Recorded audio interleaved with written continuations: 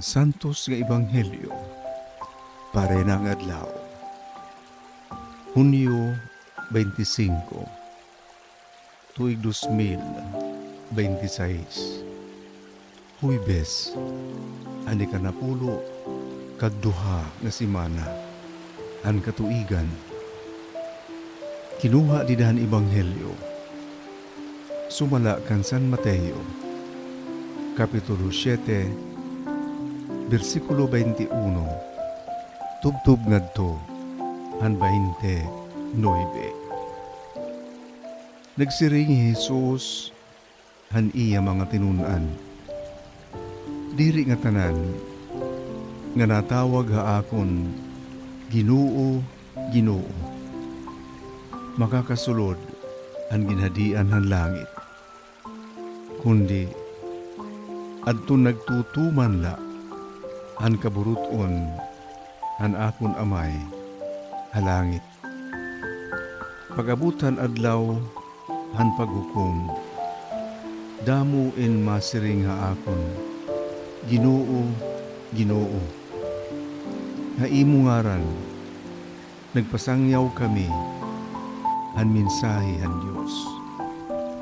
Nagpaiwas kami hin mga yawa, nga nagbuhat kami hin mga milagro.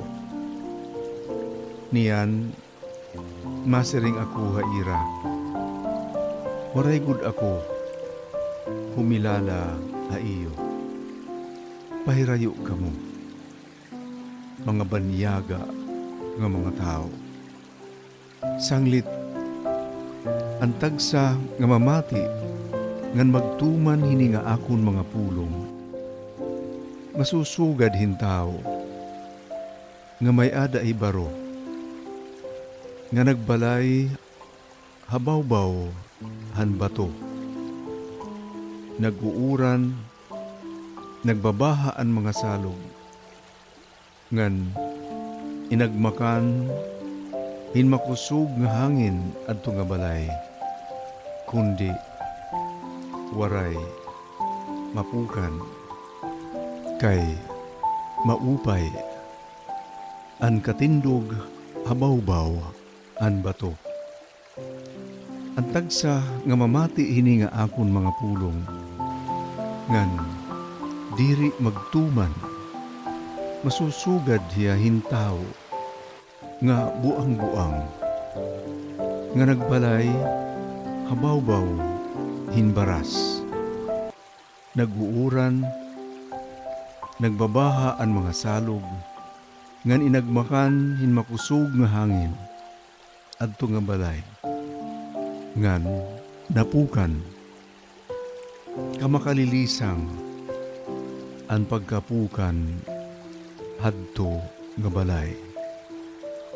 Katapos ni Jesus pagyakan hini nga mga butang, naipausa ang mga tao, han paagi han iya pagtutdo, kay nagtutdo hiya nga may gahum, ngan diri sugad han ira mga magturutdo han balaod.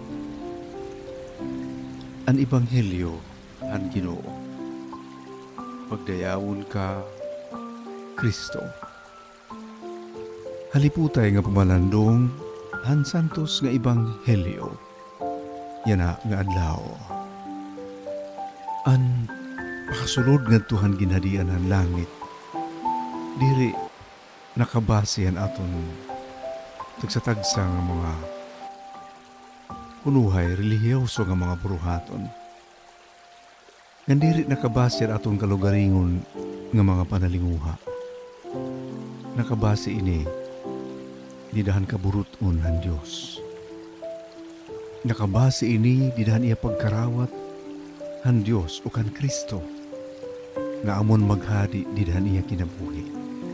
Sugad nga an iya ginsusulsog nga mga balor o kundi man mga hinungdanan kinabuhi, waray lain kundiri an pulong o kang kaburuton ang Diyos. Naghatag Jesus dahil nga ebanghelyo hin pananglitan. Ang tao kundiin naghahadi ang kaburuton han Dios ug ang mga balor nga Kristohanon dinhan iyang kinabuhi. Sugad-sugad dihen tao nga mabinut-anon nga nagtukod han iya balay didahin bato. Sanglit bisan ano nga kakurian nga krisis uri malaso in umabot had iya kinabuhi. Diri iya mapupukan. Tungod kay nakatungtong anya kinabuhi mismo dida kan Kristo. Haluyong nga bahin atong tao nga iba ang iya mga ginsusulsog o ginaalagad. Ilabi na adton nagsusulsog han mga balor han kalibutan. Sugad-sugad dihen tao nga nagbalay nga dida ig-usok hin baras. Diri maupay ang pundasyon. Sanglit pag-abutan problema han krisis han anuman la nga mga kukurian han kinabuhi.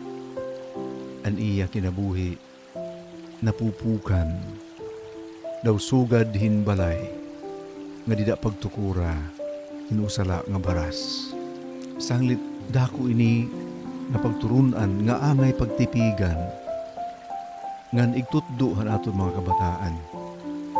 Ayaw kita palipat han kamaranggat han kalibutan o kundi man han kamaranggat han anula nga mga sulay nga diri tikang han Dios. Lugod karawatan naton aniya pulong dugot nga maghadi ang Dios didahan aton tagsatagsa nga kinabuhi. Pag-ampo kita nga tagan kita han lamrag han Espiritu Santo basi aton maintindihan ug makarawat ang katanan nga mga kakurian nga aton ginpapasan matag adlaw ang aton kinabuhi.